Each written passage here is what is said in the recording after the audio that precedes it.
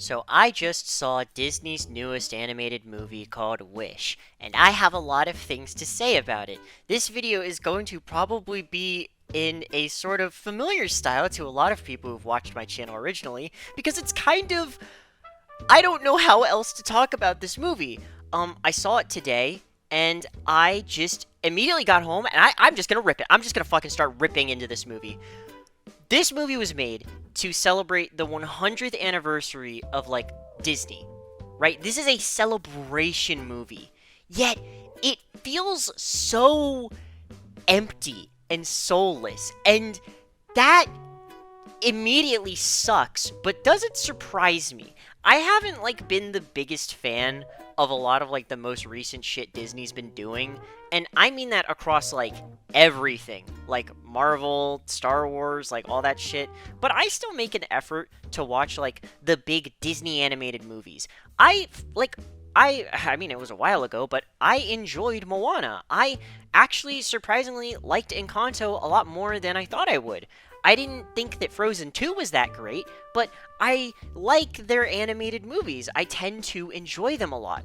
And Wish is just like the most baby version of like every other Disney. Like, if you asked an AI, and I know there are rumors about this, so I'm not gonna say that this is literally what happened, but it really feels like they put a bunch of like Disney scripts into an AI and then said, we want like young female protagonist and big evil king to be like the evil bad guy, and then boom, with the concept of like wishes. Like, I don't necessarily know exactly how these scripting AI algorithms would work, but it feels like that's what they did, because this movie is just full of so many things that it's like, and then this happens because this happens, and then this happens. Like, I don't feel like I'm watching characters. I feel like this movie is just like pieces on a chessboard being moved, and I can watch the person across from me start cheating, and I'm just like, hey, you can't move a horse like that. The horse can only move in L shapes. It's like, nuh-uh, nope, I'm writing this. The horse can move in diagonals, and it's like, okay, well, fine. I guess if that's the game we're playing. Like, I'm gonna say it. The king has a fucking point, and this movie doesn't want to, like, acknowledge it at all. So the point of the whole premise of this movie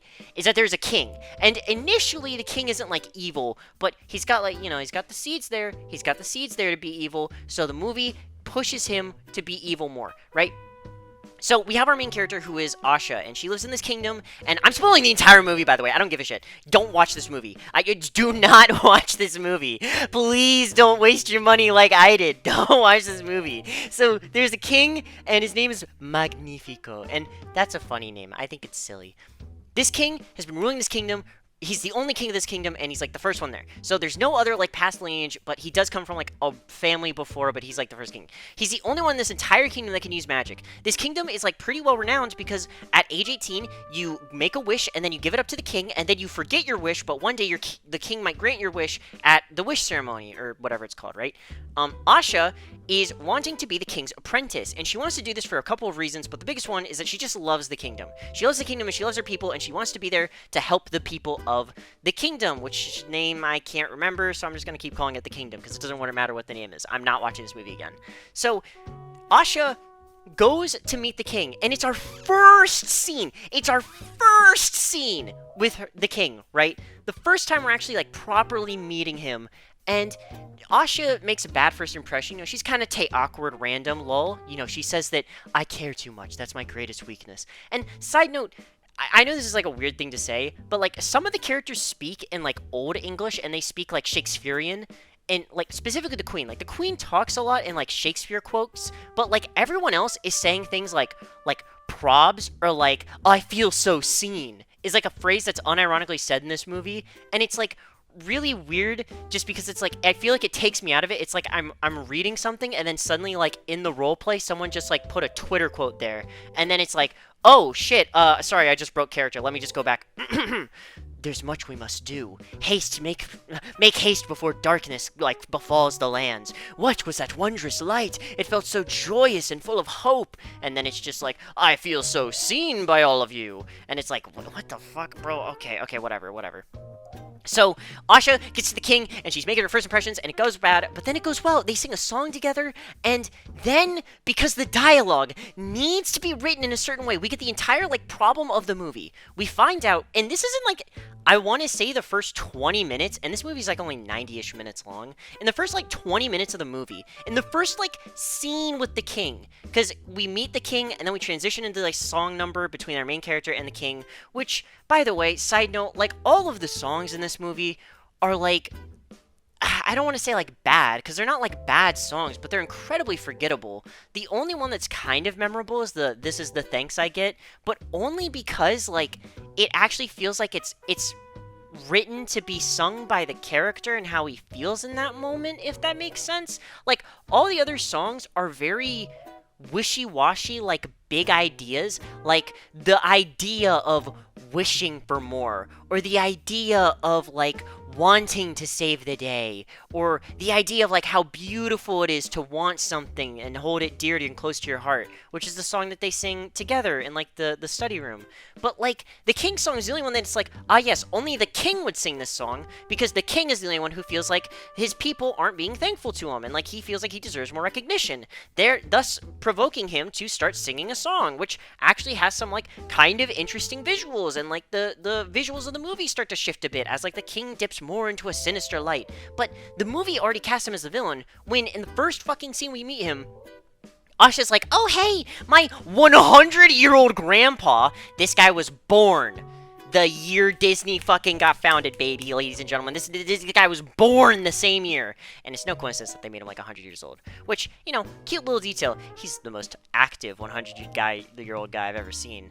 And he has a very simple wish. He wants to, like, inspire a movement. He wants to, like, be a part of something bigger.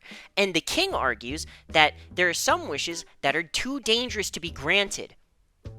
And the main character says, that's not for you to decide.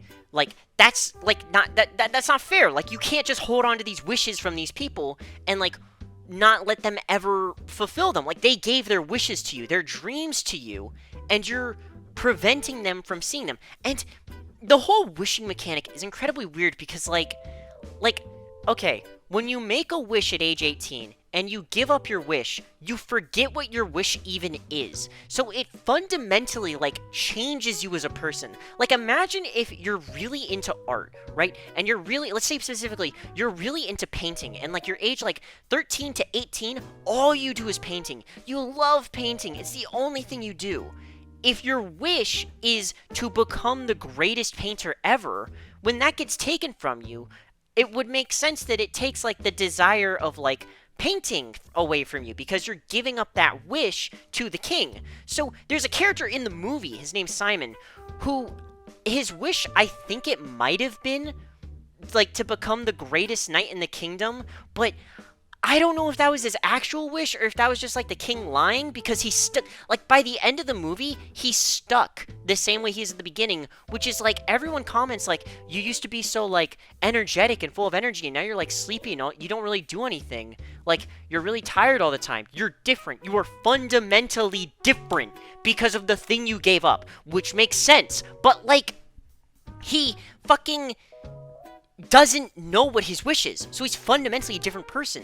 So he can't, like, he's different. He's just different now, right? So when his wish gets granted, it's assumed that, like, he'll reabsorb the desires and motives he had. Like, if someone wants to be the greatest painter ever, and then they live, like, 20 years of their life not wanting to paint at all, and then suddenly they become the greatest painter ever, is there not going to be, like, some kind of, like, whiplash in the brain where it's like, I spent more time of my life not wanting to be the greatest painter ever after I, like, gave up my wish than I, like, have wanting this wish when I originally made it. There's even a question at one point where one of the characters is like, what if we want to change our wish? Because that, like, happens. Like, dude, people change their majors in college very frequently. Like, this is not a crazy idea. So, whatever. I'm getting completely sidetracked because this movie makes no goddamn sense! It makes no sense! So, the fucking king is trying— I need to get through this point. I swear to God, I'm so sorry. I'm so frazzled and all over the place because I need to just make a wish because I've been staring at the edge of the water. That's a way better movie. Long as I can remember. never really knowing why. Okay, way better movie. I'm gonna rewatch Moana after this to like cleanse my fucking brain. Way better music in there too. The music sucked. I'm so sorry. The music sucked so much. I'm so sorry. I'm so sorry. So sorry. So sorry. Okay. King is saying that he's not going to grant the wish, and Asha is like, "That's not for you to decide." And there's an interesting dynamic here because, like, what if I'm in the kingdom? Put me in the kingdom, and it's my 18th birthday. I get up there, and I'm like, "King, I wish to become king." And the king has the power to make any of these wishes come true. Like, the king chooses what wishes to grant. As the fucking king, do you think the king is gonna give the wish to the fucking person who wants to become king that inherently will replace him? He's not gonna grant that wish. So there's obviously like a selfish motive to the wishes that the king is gonna grant. But if the king is like benevolent, and he genuinely, in the beginning of the movie, he wants his kingdom to be like safe and protected. And this is before any, like, the forbidden magic bullshit, right? He literally is only granting wishes that he knows will keep the kingdom going strong. And you can argue this has led his kingdom to prosperity. And, like, obviously, it is really shitty that he's taking, like, the desires, the hopes, and dreams of people. But the fact that his kingdom is successful is the point. He's not saying that he's trying to make everyone in the kingdom happy. He wants to keep everyone safe. And the protagonist's reaction is like, "That's not for you to decide," when it's like he's literally the fucking king, bitch.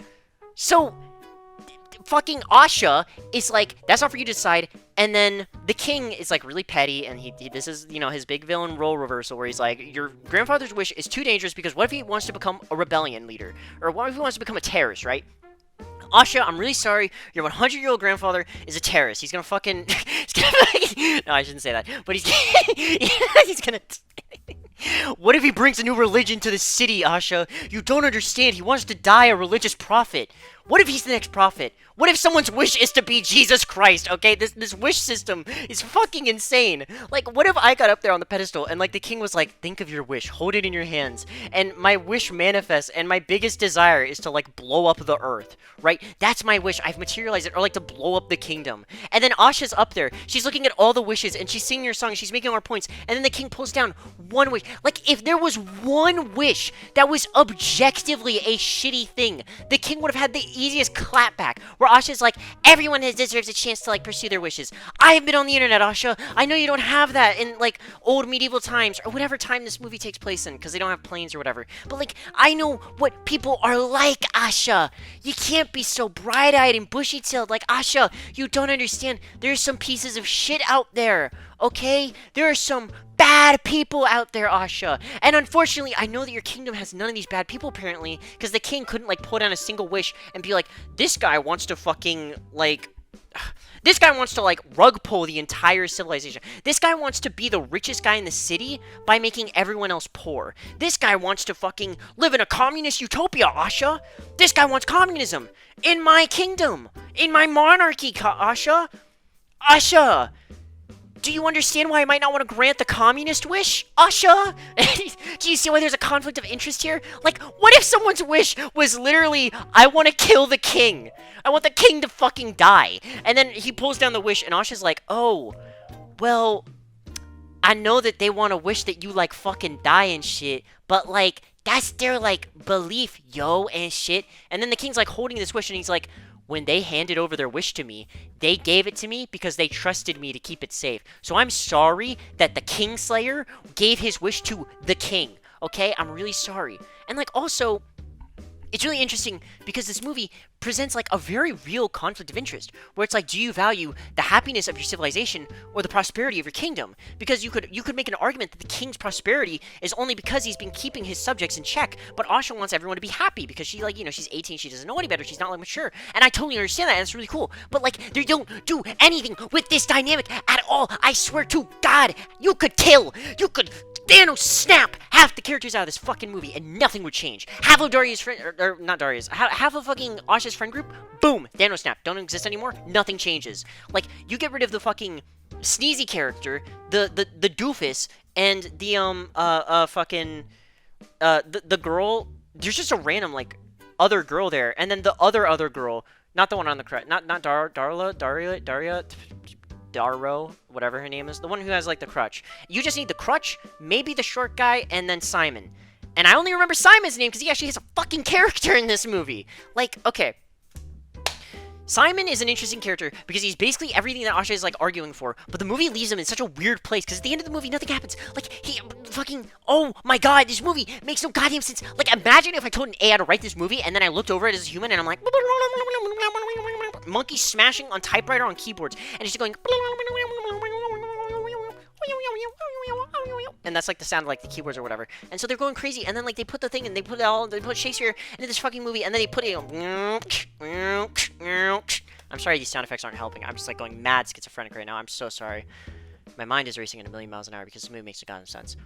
This video is gonna be complete garbage. I'm so sorry. I'm not actually. I fucking hate this movie. I'm not. You know what? Fuck. Double down. I'm not sorry. I think this movie's a piece of shit.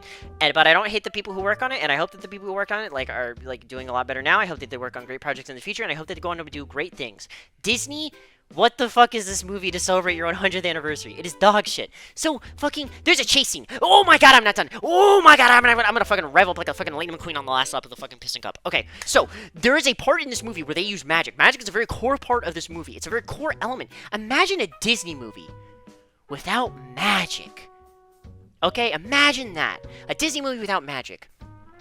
This is the least magical movie I've ever seen in my goddamn life. The most magical thing that happens in this movie is, what if animals could talk? And I think it's interesting. You know, it's a Disney movie celebrating the 100 years of Disney animation. So of course you gotta have like the talking sidekick animal companion. And for what it's worth, I think that all the characters are like, even though they have no personality, they're pretty enjoyable, and especially like the animal creatures. I think the most like characterized characters in the movie, and fucking. All these animal characters, they keep coming back up, and they're pretty interesting, but that's like the extent of the magic. Like, there's a chase scene, and I get that there's a cute little bait and switch, but it makes no goddamn sense, and I'll explain why later. There's a cute little bait and switch where you think that the main villain is chasing the protagonist of the movie into the woods because they're doing a little bit of they're setting up the bait and switch, and also the fact that the main character's plan is to lure the king away to then have all of her friends release all the wishes to the sky, which I don't know what releasing all the wishes to the sky was gonna do, because they need to get all the people to, like, put them in their fucking hearts like it's Kingdom Hearts or something, like, fucking opening the kingdom or something. I don't fucking know, man. Like, this shit makes no goddamn sense. So, during this chase scene, the king isn't actually the king, it's Simon in disguise. Which is interesting. I like that, because I was sitting the whole time during the chase scene, and I'm like, the king has magic. Why is he not using magic like our main character is? The main character is using magic, and she's, like, not good at it. She has, like, a little dinky magic wand. It's a little thing on a stick, and it's, like, really, you know, quaint and funny. And so the main character is using magic, and she has no control over it, and it's very blatantly just a plot device to, like, facilitate this entire scene happening. But, like, in the most blunt way possible. Like, all of the dialogue is written in a way to just get done with the scene. To just get through it. To just be the most, like, Occam Razor's way. Like, imagine if I said to you, in this scene, the king needs to illustrate that he is evil. And then you say back to me, well, I can't. That is for me to decide who grants the wishes, the king said menacingly. And it's like, okay, that's a good start. Let's workshop that line a bunch more. Why the fuck is he saying this in his first meeting with his maybe soon-to-be apprentice? Like, 5 minutes into knowing him, he's already, like, completely outed himself as, like, not actually a benevolent king. Like, this guy who's been, like, the most charismatic leader, who everyone... And the thing is, like, so many people in this movie are, like, the king, you would not know he's been, like, a benevolent ruler unless the opening narration of this movie tells you so. Which, by the way, it does. You would not know Asha's, like, a gracious member of the community if this movie didn't tell you so. Because it has to tell you all these things, because the movie doesn't show you this shit. Like, the first 10 minutes of this movie is just all of the necessary, like, title crawl bullshit to fucking facilitate this plot working. But it doesn't help tell a better story. It just makes you sit in the chair and then be like, oh, Asha's a great person. The queen can tell. Everyone can tell. But when I watch this movie, she's consistently putting her friends in dog shit situations. Bro, she puts her friend in a situation where she has to commit perjury to save both their lives. And this person's on crutches, bro. Like, dude. Bro. Like, bro. You didn't... Oh, my God. Asha has no regard for how her friends feel at all, but she puts like all of her responsibilities on them, and it's actually so shitty. Like, not so awesome behavior, Asha. Not queen, not standing that shit. But so, Asha is doing all this shit, and so the end of the movie, she's doing this chase scene with this fucking Simon fake out thing, and so when she's doing this, she's just like doing magic, and it's like, oh, I'm flipping the wand around, and then it puts me in a carriage, and then the carriage like grows legs and takes me up a hill. That's like the most interesting thing that happens during the chase scene, other than like the animal companions coming back to again, which is, you know, I like the animal companions. I think they're like the coolest thing about this movie because they're the most interesting. They're the most thing that's so they have the most soul in this movie. Okay, I'm gonna say it. They have the most soul and heart in this movie. That's why I like them. So fucking during this chase scene, she flips her wand around, and this is pure uncontrolled magic being wielded by an absolute amateur novice, right? And when she throws the magic around, guess what happens? Guess what is the most crazy, goofiest thing you can imagine? A dress spawns on a tree. Whoa, that is so to quirky to randoms. I would never have expected. Trees don't wear clothes. What are you, silly? It's a chase scene, and she put a dress on a tree with her magic stick, and then she's like, I don't get you at all. And it's like, ah, that's so silly. That's that was a good one. The whole movie is full of humor like that, and I fucking hate humor like that. So maybe that's why I hate this movie. I don't know. Am I supposed to like this movie? I don't know. People are gonna say like, oh, you should, you know, supposed for like little babies, little fucking diaper pissing babies. You man, why are you even watching this movie, bro? They're grown adults who go to Disney and cry, and are probably not even gonna cry at this movie because they're gonna watch and they're gonna be like, that was it, that was all. It was just a load of fucking walk cycles. Better reference. Okay, so they're doing all this shit, and like the end of the movie happens, and they're like, oh no, the fucking main villains won everything. I'm skipping ahead so much. I don't care. I don't care. I care a lot, but not because the movie is like interesting. I just don't care. Oh my god, no. You know what? No. Skipping back. So there's this one like scene in the movie that's actually kind of interesting where the queen is able to actually convince the main character, or the queen is able to convince the king to not be evil for like 5 seconds. For 5 goddamn seconds. And so, like, this is after Asha goes into the fucking woods, after, like, literally her lowest moment, right? She just fucked everything up. And, you know, she didn't mean to fuck everything up, but she talked back to the king, and the king was really petty and said, like, I'm never granting your family's wishes ever. And her dad's dead. Also, did I mention Asha's dad is dead? Yeah, her dad is dead. That's really sad. So Asha's dad is dead, and she feels really bad, and so she goes out to the same spot that her dad would, like, take her to when she was younger, and she sings a song. And it's the most forgettable song in the entire movie. I don't even remember what happens in it. The only thing I remember that happens at the ending of it is that she wishes upon a star. And because she wished upon a star, a beautiful light purifies the entire city. Like the ending of Akira. And so the entire city is bathed in this light. Except it's not like horrible post-apocalyptic. Like, it's actually just a nice warm light. And everyone's like, oh my god, magic. And the king starts to get like paranoid because he's like, what the fuck? Someone else can use magic? There's magic in the city? That's terrifying. Because, like, you know, he's thinking about his kingdom, and, like, he is paranoid. He is a paranoid leader. That's, like, inherently a character trait of his, paranoid. And that drives him to make a lot of his decisions in the movie. But the queen comes out, and she's like, you shouldn't use the book. You shouldn't use this magic. It's not like you should not do this, because if you do this, the magic is going to control you, and that's bad. And so she kind of talks him out of it, and he's like, you know what? I'm lucky to have you. And it adds, like, a nice, interesting layer to this character where it's like, oh, the king is actually, like, he's paranoid, but he's not, like, a shitty he's paranoid because he wants the best for his kingdom, but he's not going to do something so extreme because his wife doesn't want him to do so. And, like, that's interesting. I like that. Like, the king is shown to have an actual fucking communicative relationship with another character in the fucking movie. And that's interesting. And so the next scene unfolds, and, like, everything's going chill, and then fucking later, the king ends up being like, okay, this is fucked. Everything's fucked. Everything's ruined. I'm gonna go, and I'm gonna, because, you know, Asha keeps fucking with him. So he becomes more powerful by looking at the book that he said he wasn't gonna look at, and the queen just completely abandons him. And the queen abandons him, and, like, you can say that the queen knew where to go, but, like, all the characters get ousted, because Simon snitched. Simon is a snitch. That's why they named him Simon, because it rhymes. It doesn't rhyme, but it's, like, synonymous with snitch. You know, obviously every Simon's a snitch. You know, we all heard that nursery rhyme in school. So Simon snitched, and now he's a bitch, and now this fucking character gets his wish granted, but it's not really, because he gets corrupted, and he's in pain. He never gets his wish actually granted, because, like, he did the horrible crime of, like, wanting to be fucking, like, whole again, because he gave up a part of himself, and he's, like, the only character in the movie it's affecting this badly. Like, even when the characters have their wishes, like, destroyed, like, they don't change as characters. But Simon's wish was something so fundamental. Like, it's like Simon's wish was, I want to be happy, was his wish. And so the king taking that and taking his wish just made him fucking, like, depressed. Like, it genuinely reads that way to me. Right? Or that's like a way it could be read, right? I'm not saying that's exactly what they meant, but that's how it looks. So, this fucking whole shit happens, and the characters are then like, we're gonna fucking overthrow the government! Whoa! Now the meth is kicking in. So, these characters are now in a fucking, like, secluded place that only the quiet girl knows about, who's like a super introvert, and that's our only character. That's the only thing she does in the entire movie, is just fucking bring them to this fucking quiet place, whatever. And then the queen, randomly, halfway through the song number, shows up. And it's like, what? How does the queen know how to get here? How does she know how to get here? What? The queen? The queen! Okay. And then they fucking formulate their entire plan. And, like,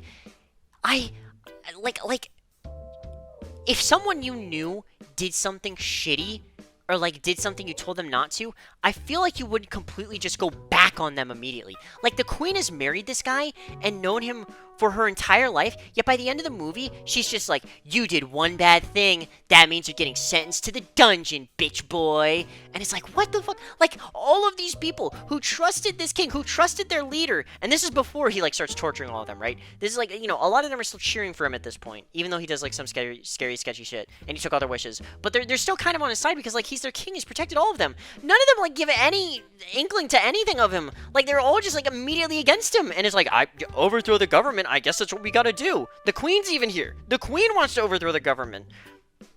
Bro, what the fuck? Like what? It's literally like computer programs. Like, these aren't actual characters. It's just like, oh, he fucking took from me once, now I'm gonna always, like, fucking choose betray. I'm never gonna choose spare. I'm always gonna kill. I was pacifism till you genocided me. Now I kill everyone, king. Yeah, bitch. And I'm also gonna kill you forever, bitch. So the ending of this movie happens, and it's like, it feels so empty, it feels so hollow. Like, I feel like I know nothing about these characters, and I feel like I watched a story that is one of the most forgettable things I'm ever gonna see in my entire life, and here I am ranting about it into a fucking microphone, like I did many months ago. I got something that was, like, not necessarily as stupid, but this is just, like, so disappointing. Like, I can't imagine. Because I've been doing this challenge where I upload a video once a day every day for 365 days. I'm very close to the ending. I've been thinking a lot about what I'm going to do for the ending of this challenge, which is very personal to me because I've been doing it. I've been here for 300 plus days doing this shit.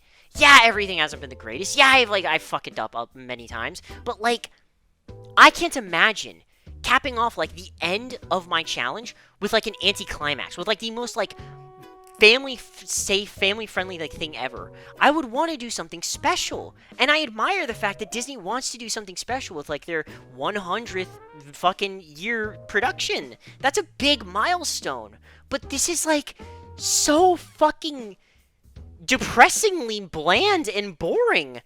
Like, I feel like I just watched, like, an AI version of a Disney movie. And I know that's kind of crazy to say, because I've been saying it a lot, because there are, like, rumors that apparently, like, maybe AI was used to make this movie or something like that. I don't think so, but this movie's own movie doesn't help it. There's not a single, like, super interesting shot or, like, anything. It feels like everything was just so rushed. There's a lot of times, like, the camera will just, like, hold on characters' faces, and there's not really anything going on. Like, you'll have to watch the movie to understand, but don't watch the movie. Don't watch the movie. The movie just looks boring. Like, this movie, the best thing it did is remind me why I like a lot of older Disney movies, right? It makes me remember why I like a lot of the older Disney movies. Not even, like, that old, like 5 or 10 years ago, right? Because the ending of this movie, at the very end of the movie, there's, like, the post-credit, or not post-credit, but, like, in the credits, there's a lot of drawings and homages to a bunch of the animated movies that Disney's made over their years. And I'll be honest, it got me. It's, like, one of the only things in this movie that got me, because it's not something from this movie. And it's touching, because it feels like this credits thing was made with a lot of love and care and passion. There were a lot of, like, passionate people who worked on this. And it feels like they were all made to make the most, like, industry-baked thing ever. Like, I'm not trying to suck up to Disney, of all fucking companies, trust me. But, like, Disney's made some pretty great fucking, like, shit, right? everyone has a Disney movie they grew up watching, or like they grew up and it like made them be like, this is why I love animated movies, or this is why I enjoy Disney, right? This is what I love. For a lot of people in my generation, it's fucking Lion King. For a lot of people in newer generations, it's like Moana. For some people, maybe it's Encanto, you know? A lot of people have a lot of reason for why they love Disney. And this movie somehow fails to capture literally any of it. I feel like I can't say anything redeeming about this movie because it's like if you showed this to 100 different people, nay, 100,000 separate people, and you asked them how they felt about it, I guarantee you, if they all gave their like purely honest feelings about it, they would say, I didn't hate it, but I didn't love it. Fucking Disney's Wish is just a movie.